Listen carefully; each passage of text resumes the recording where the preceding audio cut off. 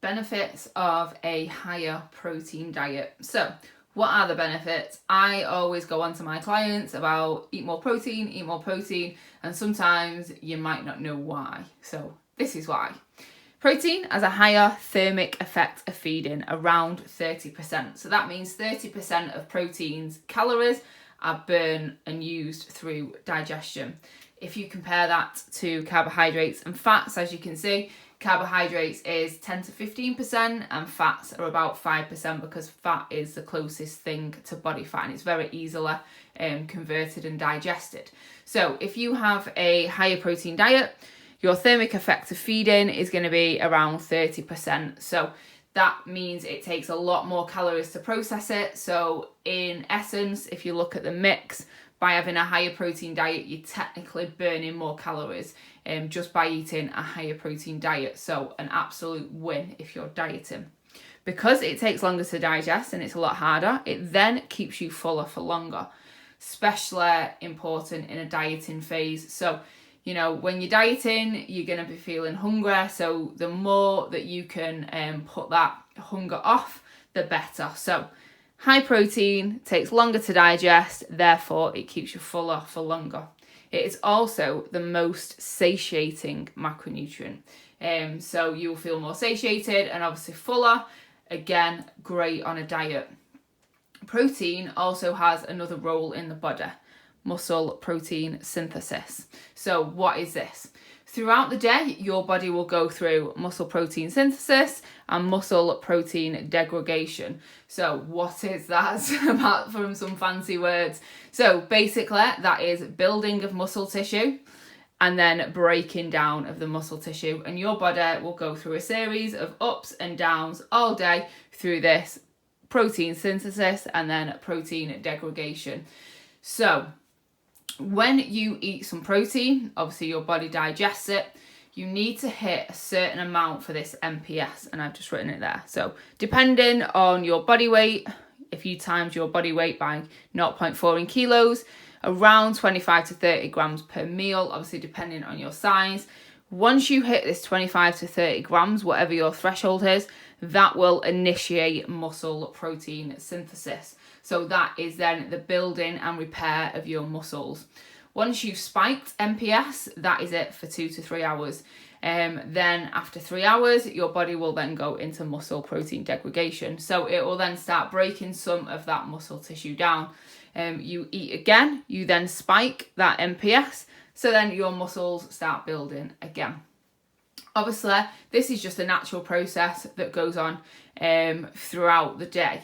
So you want to make sure that you have regular feedings of protein. So obviously make sure that you're maintaining muscle mass, especially in a dieting phase. So 1 pound of body fat equates to around 3,500 calories, where a pound of muscle equates to about 2,400 calories. So you could easily lose weight on the scale by losing a lot of muscle. So especially in a dieting phase, we want to hold on to muscle. We want to look good. We want to have that toned look, and that toned look comes from less body fat and defined muscles. So we want to make sure we're holding on to as much muscle as we can. So how much do you need throughout the day? Like I said, you want to spike this MPS 2 to 3 times. 4 times is great, but obviously that's not always optimal for everyone. So hitting that 25 to 30 grams per meal 3 times a day would be perfect. So then that's getting you up to around 90 grams of protein.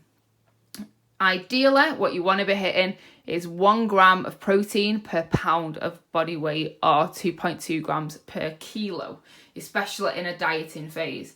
A lot of females really struggle to get up to that. Most people, I would give 100 grams of protein per day.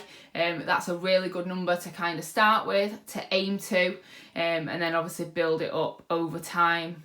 Now this bit at the bottom, very important. Protein cannot be stored by the body. So fats get converted to body fat very easily. Carbohydrates get stored in your muscles for use as energy, but protein cannot be stored. It is used when obviously it comes on board, either in muscle protein synthesis or just through protein synthesis. It does like hair, skin and nails and other repair processes in the body. And because it can't be stored, you need to give it regular feedings, which is why I say, 2 to 3 times a day. 4 times would be great, but definitely 2 to 3 times a day to spike that NPS to get that going. And because you can't obviously store it, you need to have that regular feeding. It's not like carbohydrates where you can refuel one day, your body will store it and use it another day. The same with body fat and dietary fat. Again, that can be stored and used at a later time. Protein cannot. So you can't just get to the end of the week and think, oh, I've not had my protein target, I'm going to do extra today. That does not work. It needs to be a daily thing. So where can you get it from? So protein, the best sources are meat and fish and any dairy product if you are vegan, vegetarian. Soya and quinoa are also a complete protein. Now, there are other there are other vegetables and other grains that do have elements of protein in them. However, there are 9 amino acids that make up meat, fish, dairy, soya and quinoa, whereas in things like grains and vegetables, they may be missing a couple of those elements. So you may need to pair 2 or 3 up. So a couple of vegetables with a grain source to make up those 9 amino acids. So whole sources of protein come from these. If you struggle to get them in, or you're not finding that you want to eat that much food, or you are vegan or vegetarian, you can turn to a whey protein or a vegan option of protein. Most of them are around 125 calories, and you're going to get in about 20 to 25 grams of protein per serving. So super convenient, super easy to get in. And like I said, most people will struggle to get to 100 grams of protein per day. So a good way to start is obviously introducing whey protein.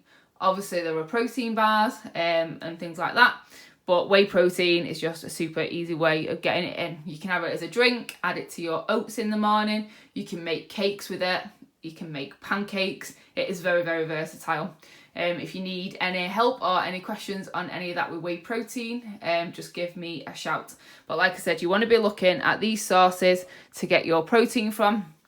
If you are vegan or vegetarian, if you can obviously incorporate soya, quinoa, a vegan protein, or look at the amino acids that make up the different obviously veg and grains, which is a little bit more complicated, which I appreciate. So give me a shout if you need any help on this. So hopefully this video has been useful of why protein is very beneficial in your diet, especially if you're dieting, definitely in a muscle building phase, because obviously that's what we're aiming for. And obviously going for that toned look, you want to keep hold of that muscle in a dieting phase. So hopefully that helped. Give me a shout if you've got any questions.